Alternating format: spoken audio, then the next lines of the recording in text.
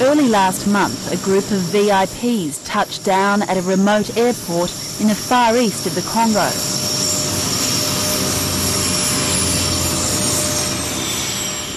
Incredibly, it was the entire United Nations Security Council. The UN ambassadors have come all the way from New York to this war-torn town called Bunia to find out what's gone so wrong with their mission here.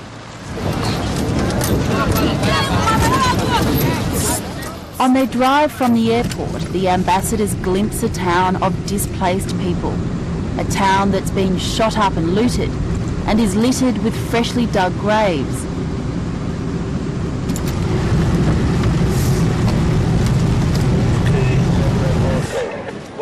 The ambassadors are heading into the only guaranteed safe place in town, the UN compound. In May, this place was the front line in a fierce ethnic war.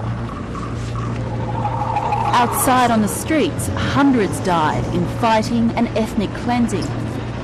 Today, armed militiamen still circle and cruise the streets unchallenged. On their whirlwind visit to Bunia, the Security Council promises to set things straight. The Security Council thinks and will look very carefully at the situation of human rights, because we will do our best and we have means that there will be no impunity. No impunity. So it's an overall strategy. But questions still remain about how 500 people died last time the UN promised to protect Bunia. Thank you very much. I have to leave. I have to go. Thank you very much. It's been a long and brutal war in the Congo. In the last year, the conflict has been at its worst in the region around Bunia, sparking fears of a Rwanda-style genocide. What really happened here in May is still largely an untold story. It's known that around 500 people were slaughtered.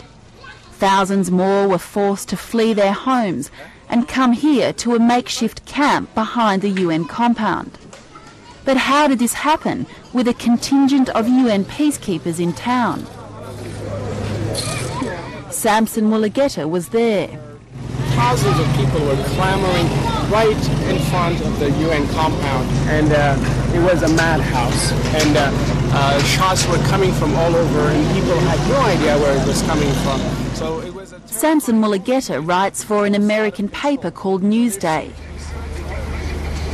Today, he's one of many journalists living in a tent city within the UN compound.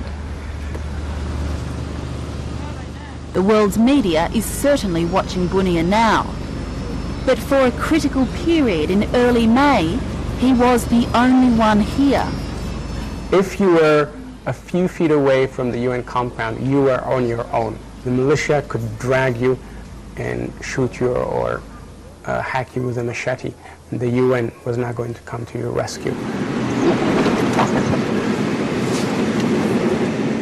Colonel Daniel Vallot is the commander in charge of the UN peacekeepers here.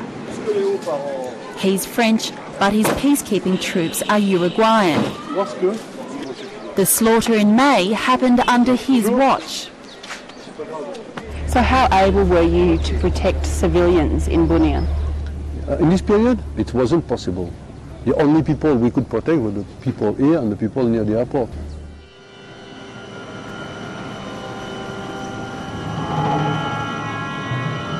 This story begins back in early May. Bunia's airport was a hive of activity as a changeover took place.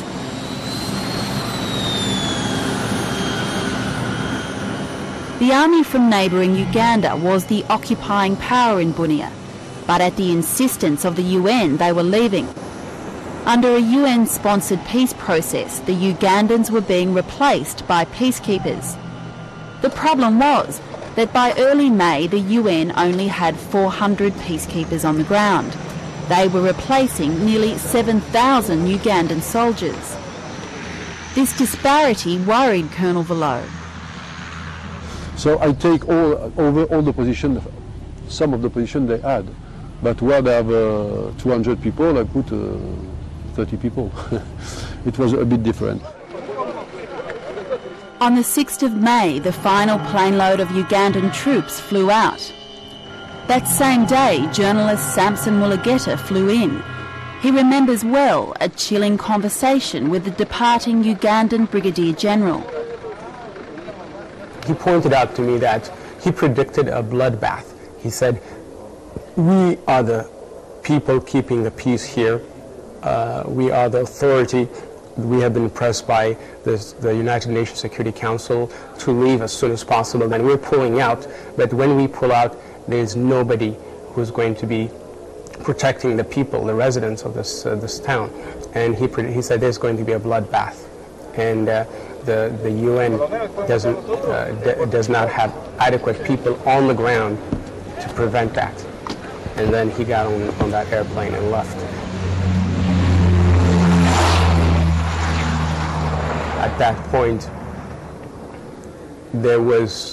I drove into town, and I saw the militia of the Lendu tribe were filing into town by the thousands. They were carrying traditional weapons, bows and arrows and machetes and AK-47s also, rocket-propelled grenades. Samson's photos are the only record of the unfolding horror of the next few days. As predicted, the Lendu militia took advantage of the power vacuum and attacked the town. Their enemies from the Hema tribe retaliated. So at this point, there was shooting, a constant shooting going on throughout the afternoon, and desperate people were coming into the compound, and it was clear that the Lendu militia were going from house to house hunting for their enemies. In the panic, women and children were trying to crawl into the UN compound through the barbed wire, through the concertina wire, and they were getting these gashes on their hands and other parts of their body. So it was very, very traumatic for me to watch.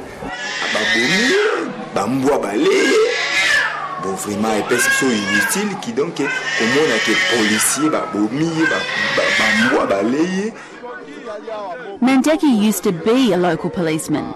He now works as a money changer at the camp in the UN compound.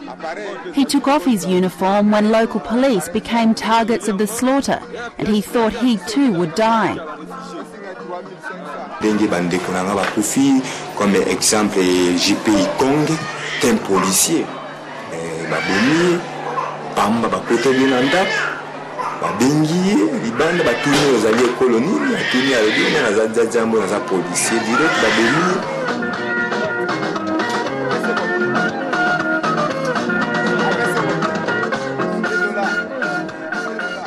For Mandeki and all the people here, the UN mission known as Monarch became their only safe haven at this time. Tomonaki barmeluru elelaki nakati na biso moye futofana na ndako ezalaki te ba roquette ba obi ezokuya na bandako nde tomonaki kimeli na biso ezali selema epai ya Muniki.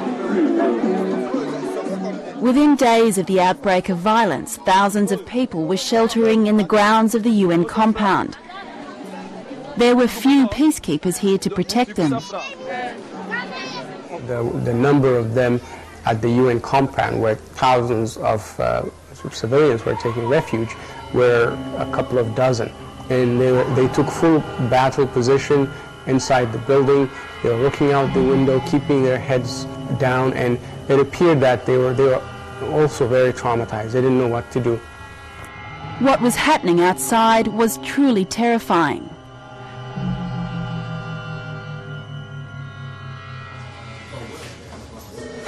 Mamadou Ba works for the UN in the capital Kinshasa. It's his first posting. He was on rotation in Bunia working as a public information officer when the violence broke out. I think this is the highest level of hate in the world, and it is the heart of darkness and hell. Bunia was that. What I saw there, I will never forget. One day when